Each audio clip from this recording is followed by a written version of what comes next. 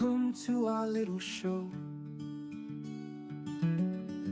where the wild ideas flow. We plant the seeds in dusty ground, watch them rise without a sound.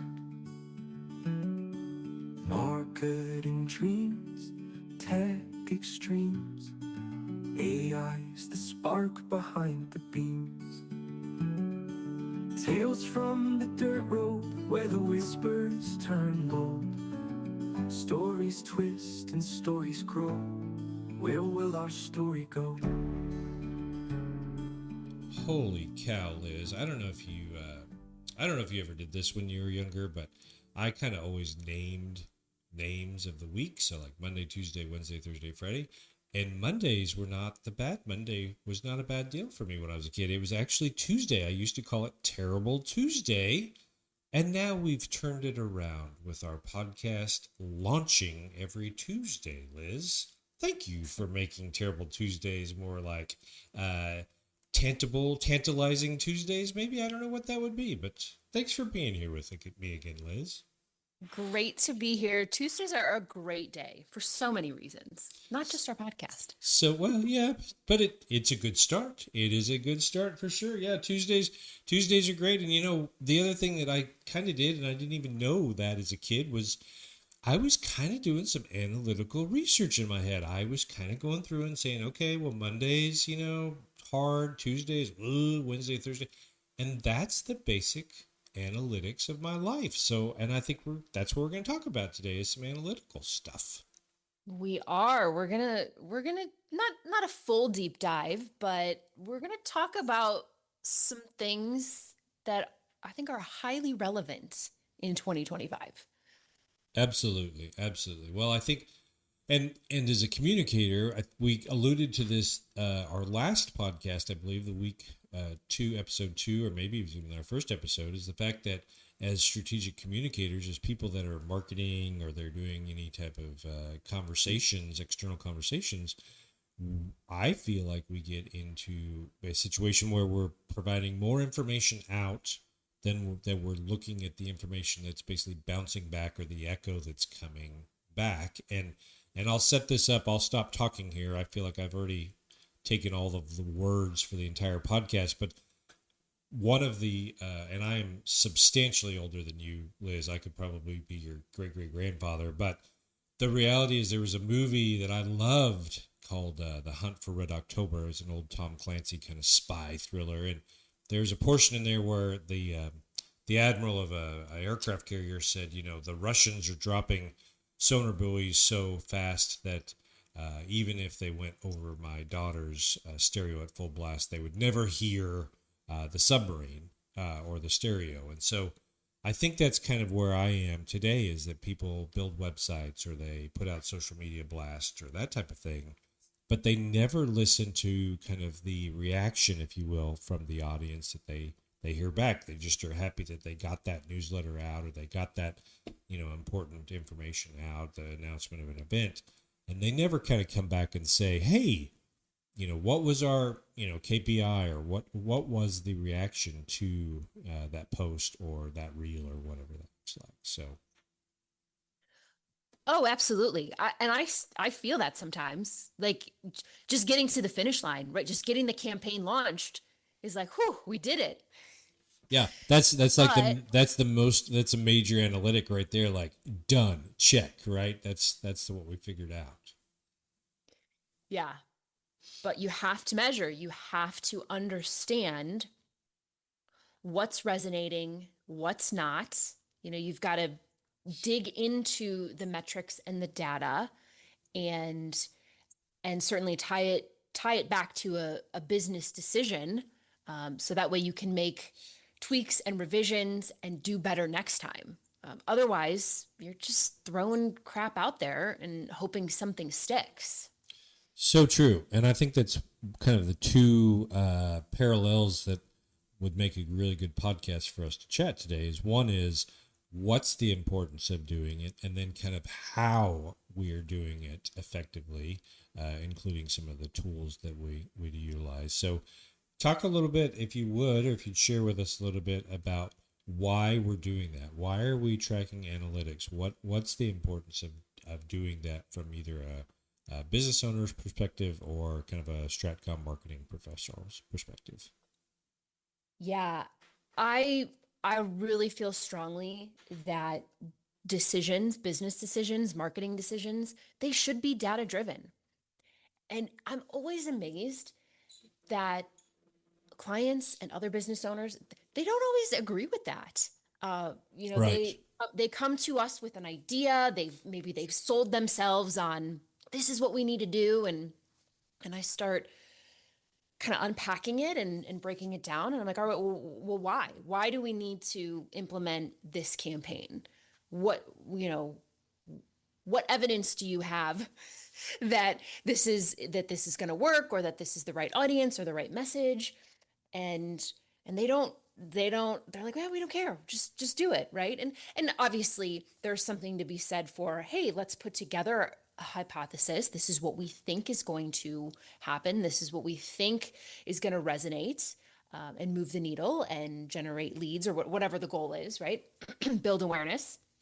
um, but I'm always amazed that, you know, a lot of entrepreneurs, they sell a great idea to themselves, but don't always think through, all right, what are we going to measure? How are we going to make it trackable? How are we going to measure success?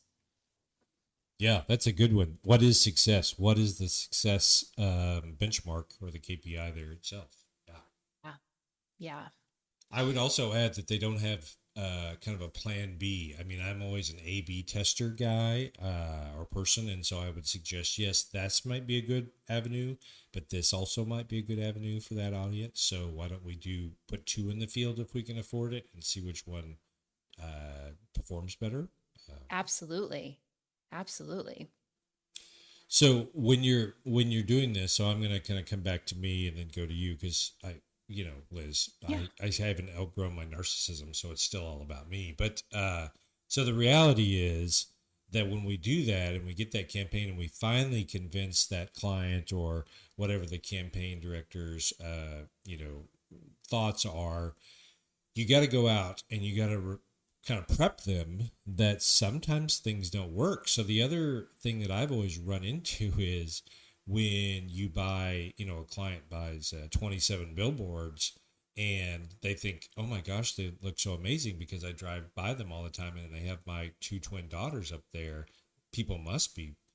Well, that's great. But when you start putting, and we haven't really defined it, but analytics can come all shapes and sizes. Yes, we're going to go deep into like probably Google and some other items, but analytics can come from basically a vanity telephone number or how did you hear from us kind of thing, right? And so when you start asking those questions about how did you hear from us, or excuse me, how did you hear about us, or you get a telephone number that you can start really measuring the number of telephone calls you're getting, and you realize, I thought my business was coming from there and it's not.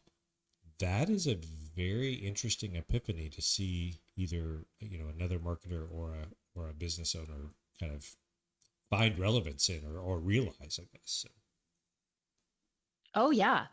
I Many years ago, I had a client, he was running a lot of print ads, and he did not want to do any call tracking. No matter what I Oh, said, he didn't want to incur the additional cost to do any tracking, which was crazy to me because uh I'm like, hey, let's just try for 6 months. Let's just see what comes of it.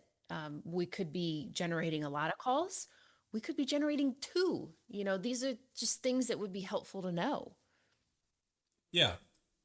That's so, and thank you for sharing that, because that's the point in which we also look and say, okay, well, you could actually be saving money. I mean, that's the Hmm. other thing is oftentimes, and I share this not only from a marketing person's perspective, but also anyone that's just not like they're just trying to get their small business going or whatever.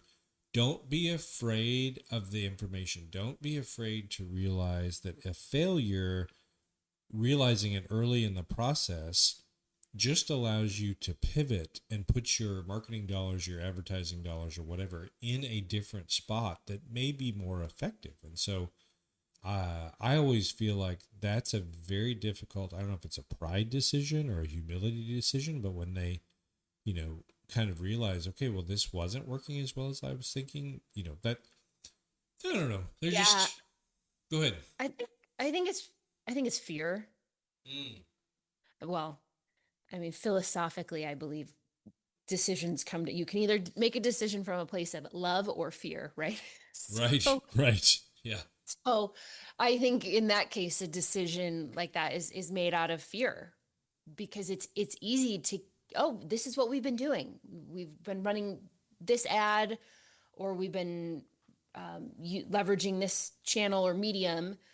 Let's just keep doing it. But stopping, measuring, and then seeing some hard data that says, ooh, maybe this isn't working anymore. That's, well, it's going to take some time and effort and an investment of money to find something new that works, or a new complementary campaign to some of the other ones that are working, right? And I think that's what business owners forget a lot of times is the world around us is always shifting. So our market, we can't just set our marketing and walk away. We have to constantly be monitoring it and then looking at the data and say, okay, where do we need to pivot? What do we need to tweak? That's just good business. awesome. That's such a good, thank you. I mean, you brought up two more good nuggets. One is verbally, I have seen so many people that will take a marketing plan and they will just, hammer over it, whatever, October, November, get it locked in, make all their buys, do all of the things, and then take that marketing plan and drop it in a desk drawer and think, okay, I don't have to do anything for another year or whatever. Not true at all. You need to work that marketing plan all of the time. Yeah. One. Two is, which now that's, I mean, I'm scratching this down as we speak because that is a whole nother podcast that we need to chat about. But Yeah. two is, I've always told people that they want to try some things, but they're kind of stuck in, like you mentioned, the catalog ad or the billboard or the TV or radio. Look at your budget. So say whatever your 100% of your marketing budget is, take 15%, take 20% of that away from all of the other things you're doing. It's not going to hurt that much. It's pieces. Take that, put it into something new, test it out. If that works out well, put a little bit more, and that way it will transition that, like a better term, fear, like you're talking about, of something new. Yeah. Yeah, I'm a huge fan of small proof of concept tests. You don't have to splurge on, you don't have to drop 20, 30, 50 grand on something to see if it's going to work. Especially with digital. Start with a small budget and test and, tweak it for I mean, obviously every channel is a little different. Some channels like Facebook, you could probably nail down whether or not it's working in a matter of weeks. But find find what's going to work and then scale it. You don't have to drop tens of thousands of dollars. No, you're totally right. And I'm going to shift a little bit, but I do want to come back to that, which is the Yeah. variables that are involved in digital specifically. But that those variables also can change with print and radio and so on and so forth. But like you said, the echo is not as quick on some of the more traditional advertising or marketing versus a digital campaign. So I'm going to pivot a little bit here, and we're going to talk because we've had a great discussion on kind of the why or what you maybe should do.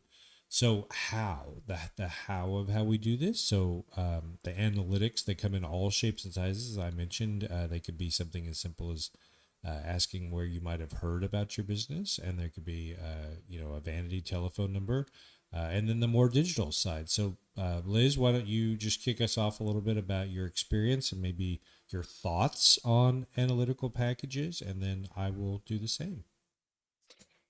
Yeah. Let me say this, love the idea of that, kind of final touch point, or, when you're converting the lead, a suspect to a lead, right? Whatever you want to call it. Yeah. How did you hear about us? Now, maybe that's a slightly loaded question because, and we won't get into this today. We won't go down the rabbit hole of, like Google uses last click attribution to kind of credit where the lead is coming from. I mean, theoretically, you could have a drop down with 15 different options, and maybe you touched them or reached them, in nine of those different ways. Who knows which one they're going to pick? But I do think that question is so important.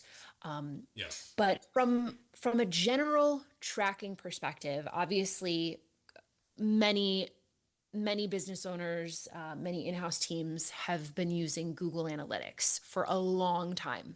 Yeah. In many ways, that's kind of Go ahead. The gold standard. That's all I was going to say. yes, That's kind of yes. it. Yes. And Google Analytics, I think it used to be very empowering for us, especially those of us who are running digital campaigns. We could see a lot. We could understand behavior and traffic sources. I mean, heck, way back in the day, you used to have much more insight into the keywords that people were using to come visit your site. But fast forward 10, 12, gosh, 15 years, and now it really feels like Google Analytics, it's surveillance dressed up as a dashboard. It really feels like this is a way for Google to leverage this insight. They've hidden So so true. much. Yeah, so true. Yeah, yeah. And we still use analytics. It's, there are a couple data points that we like to reference, and it varies from client to client, right? If you've got e-commerce, if you're more of a brick and mortar, it's going to vary. But yeah, generally speaking, I don't feel like Google Analytics is as powerful as it used to be, which is disappointing. It's really disappointing.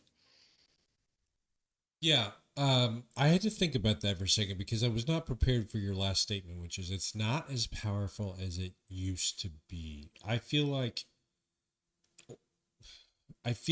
organically it moves back and forth. It shifts a little bit. So like it becomes very powerful, and then I feel like they almost shoot themselves in their foot because they change their algorithm and maybe their dashboard can't keep up. And then, we talked about this again, other than someone that is super digitally driven or is an analytic guru, the normal business owner, I'm just going to take, like a boutique shop owner. I don't know what that looks like. They they don't need about 96% of what Google provides. I mean, Right. they just don't need that. And then if you fast forward to someone like a large renewable energy company or someone that's a large manufacturer, they may need some of the information, but also a lot of their data is going to come from a business to business aspect, not a B2C aspect as well. And so it's very interesting to me to see uh, how Google Analytics has kind of evolved from being that, the blue chip stock, the gold standard, as we talked about, or the platinum or the black card. I don't even know what the coolest standard is anymore. But, from that to kind of either overwhelming or disjointed. I mean, there's so many ways to say that. And yeah, so and then the other part of it is if you really want the data that you're looking for, and I don't want to take your thunder, I'm going to kind of tease you, there are options to build your own, correct? Yes, I have had some conversations over the last couple months with professionals who I think they spend most of their time in the data analytics and also the tech space. And they've talked about how they've been starting to build some of their own dashboards that report on the key metrics that are important to them, those KPIs that really matter, right? And also, Tony, we were chatting about this before we hit the record button. Google Analytics and to some extent some of these CRMs and other tools, a lot of them, hopefully I phrase this correctly, they anonymize the data, right? There are tools out there that kind of strip away some of that anonymization to make, oh, look who's visiting our website, right? we need to follow up with that individual, right? Tying the tracking that's on your website to the CRM so you can see, so your sales team could be like, oh, here are the 5 people we need to follow up with this week because they've been on our website. Things like that are really, really powerful. Well, we have just scared about 90% of our listeners, but I also think that we have found yet another podcast topic, which is analytics, scary or effective? How would you ask it? But you're totally right. There are several tools that, I just ran across one that's basically, on the block level in neighborhoods that are IP match, which is basically I'm finding your computer address, like a better term, and then matching it with your home address, and that is a fairly or your business address, whatever physical address you're at, other than a PO box. Like, it is scary from a marketing advertising perspective. It's super exciting because Yeah. we can look at the data, we can target the data, we can target the message, we can retarget, we can be clingy. There are so many things, and then we can watch to see if our message resonates, if we need to amplify it, what that looks like.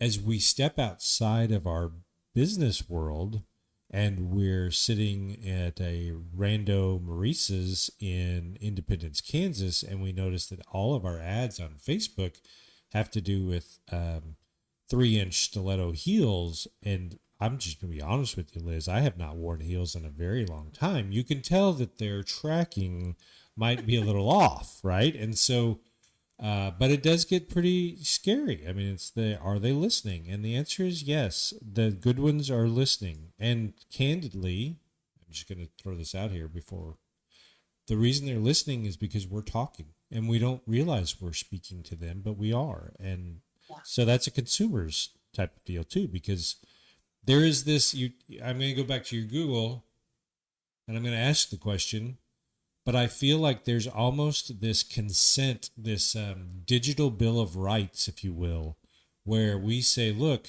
we're willing to give up X percentage of our digital persona or our identity to get X amount of information or product or service from you, the provider. Agreed? Yeah.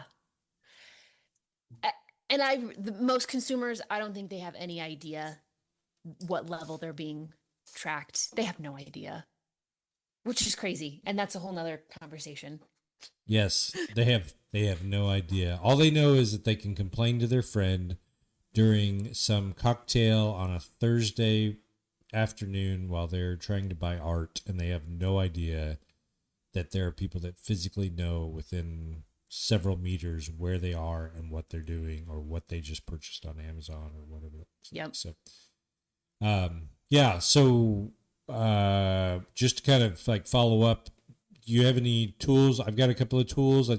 We've talked about this before. I will tell you that from a website perspective, a lot of clients that are kind of the mom and pop or even the middle-sized client, a lot of times CRMs will provide some pretty decent analytics that are not bad, that you can tell who's visiting and those type of things that are not too deep if you don't want to spend tens of thousands of dollars building your own. And then I'll throw out, not sponsored, but open to this, just FYI, is a company called Lucky Orange that I use a lot, which does go a little deeper and has a white labeled dash to it. So what are your tips and tricks that you're using for any clients that you'd like to share? Yeah, I think, first and foremost, get clarity on what you need to track. Skip the vanity metrics because there's plenty of them out there. Focus on the real metrics that are going to make you accountable or your marketing department accountable, right? And those are not quick conversations. It might take some time to really pinpoint what those are. But once you have some clarity around what those are, build your own scorecard, build your own dashboard, right? And that may look different for everyone. It could be a simple spreadsheet. Truth be told, we still report on a lot of things for clients just in a spreadsheet because we're pulling the key data points. Like we don't want to overwhelm them with with all these metrics that they're helpful for us. You know, maybe they're early indicators of success and we're monitoring them. But at the end of the day, hey, these are the four that the client really cares about, right? So yeah, like I said, we often just put those in a spreadsheet along with our analysis of where a campaign might be. I do think we're reaching a point where we're going to. I'll probably need to outsource this, but to hire somebody to build some custom Looker Studio dashboards for us. For those of you who don't know, Google Data Studio. This is a Google. Sorry, it's a Google tool. It was called Google Data Studio. Now it's called Looker Studio. It's pretty powerful, but I'm pretty technical, and every time I get in there, I'm a little confused. So that's why I say I think I'm going to have to bring in some outside help to help us build the right dashboards. And we're pulling metrics from a number of different locations. Again, depending on the client, every client. We don't have a niche or a specific industry vertical that we're in. So some of our clients, look to different places for their KPIs. So getting them all in one simplified report. Again, it could be a simple scorecard, a very simple dashboard, but what do you need? Again, every business is going to be different. If it's a for-profit entity and you're looking at traffic, leads, and then sales, right? Like those might be the three things you need to know. Did we generate enough traffic to get enough leads? Because we know our conversion rate and we're going to convert a certain percentage of those into closed business. Perfect. Yeah. I think that boils it down to the solid core is, what's the objective of the analytics, how to get those top 3, 4, 5 marks of data, utilize them and move on. I mean, just kill it on those 4 or 5, make sure you know what those are and do that. That there's so many, we talked, funnel building is something else that we should talk about in future episodes. Just the fact of a lot of people don't realize the importance of building a pretty clear funnel and then dripping or remarketing folks on the back end. So yeah, I think this has been really, Liz, every single time you come out of the dugout, you tap your bat on your cleats thinking, I hope that I'll at least get a blooper, maybe a dying quail over the shortstop. And it's like, blink, home run every single time, Liz. I mean, I cannot believe it. So good work, really good work. I measure this, the ROI matches, the KPI matches. I love the audience. It's perfect analytical conversation, Liz. Thank you so much. Of course. And like I said, this was not a deep dive today. We've scratched the surface. We can chat a lot more about this. There's only so much you can do in 20 minutes, and that is why we have actually been discussing about a little bit of a beyond the Tales of the Dirt Road, a little extra something. So stay tuned for that, which is a great way for us to end. So for the Tales from the Dirt Road, I'm Tony Van. And I'm Liz Hirsch. And we will hopefully see you next Tuesday for our next episode. See ya. Bye. The future hums in the air tonight. Every step feels like first light. Will it bend like a willow or roar like a stream? Will it build a new world